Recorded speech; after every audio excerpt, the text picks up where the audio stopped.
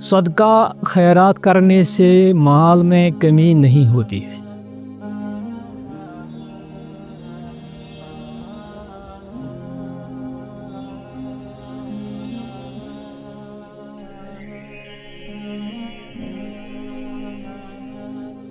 ان الابرار یشربون من کأس کان مزاجها کافورا۔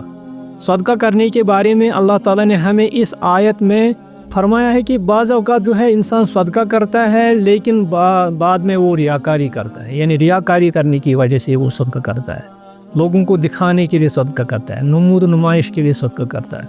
لیکن ہمیں اللہ تعالیٰ اس آیت میں سکھاتا ہے کہ جو نیک لوگ ہوتے ہیں، ابرار لوگ ہوتے ہیں، وہ کھانا کھلاتے ہیں علی حبہ، اللہ تعالیٰ کی محبت میں، مسکینا و یتیما و اسیرا، مسکین کو کھلاتے ہیں، یتیم کو کھلاتے ہیں اور اسیر کو کھلاتے ہیں۔ وہ اسیرا، اسیر کہتے ہیں قیدی کو۔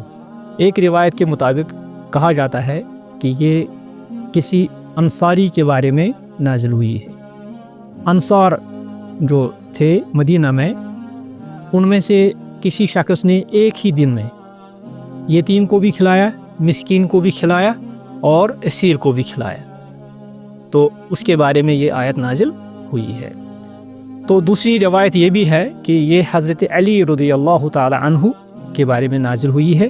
تو چونکہ اس کے بارے میں ایک بہت تھوڑا قصہ ہے، وہ میں آپ کو مختصر اس طرح سے بتاؤں گا مختصراً، کہ حضرت علی کے بارے میں آیا ہے کہ انہوں نے مزدوری کر کے ایک یہودی کے گھر میں انہوں نے مزدوری کی، مزدوری کے بعد انہوں نے کچھ غذا حاصل کی، تو اس غذا کے انہوں نے 3 حصے کیے۔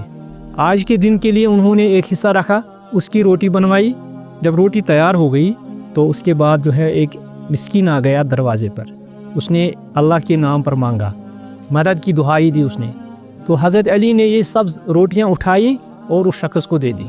اس کے بعد دوسرے دن یا دوسرا حصہ جو تھا اس غذا کا، پھر اس کی روٹیاں بنائی۔ دوسرے دن یا کسی اور دن یا اسی دن ایک یتیم آ گیا دروازے پر، تو انہوں نے وہ سب روٹیاں ان کو دے دی۔ تو پھر تیسرے دن ایک اسیر آ گیا، تو کہا جاتا ہے کہ یہ اسیر جو ہے مشرکین میں سے تھا، تو اس نے دروازے پر مانگا اور حضرت علی نے یہ سب کچھ ان کو دے دیا۔ یہ عمل اللہ تعالیٰ کو بہت پسند آیا، اور آپ رضی اللہ تعالیٰ عنہ کے بارے میں یہ آیات نازل ہوئیں ان کی شان میں۔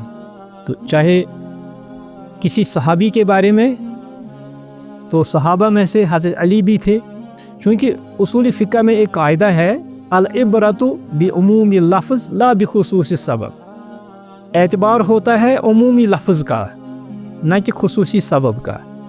چاہے یہ واقعہ حضرت علی کے ساتھ گزرا ہے، چاہے یہ واقعہ انصاری کے ساتھ گزرا ہے، لیکن ہمیں اس کا عمومی معنی لینا ہے، عمومی مفہوم لینا ہے۔ وہ مفہوم یہ ہے کہ ہمیں ان تینوں اصناف اور ان 3 اصناف کے بغیر جو بھی ہمارے سماج میں جو بھی پورٹی میں ہوتا ہے، غریبی میں ہوتا ہے، تو ہمیں ان کا تعاون کرنا چاہیے اور ہمیں ان کی دادرسی کرنی چاہیے۔ تو یہ ضروری نہیں ہے کہ مدد کے لائق کوئی غریب ہی ہوتا ہے یا مسکین ہی ہوتا ہے، یہ ضروری نہیں ہے۔ کبھی کوئی شخص امیر بھی ہوتا ہے لیکن درماندہ ہوتا ہے، راستے میں پھنسا ہوا ہوتا ہے، تو اس کی مدد بھی کرنا جو ہے ہمارے لیے لازم ہے، اور یہ ایک اچھی بہترین صفت ہے، اور یہ قرآن کے جو ایڈوائسز ہیں ان میں سے بہترین ایڈوائس ہے ہمارے لیے۔ وصلی اللہ علی سیدنا محمد وعلی آلہ وصحبہ اجمعین۔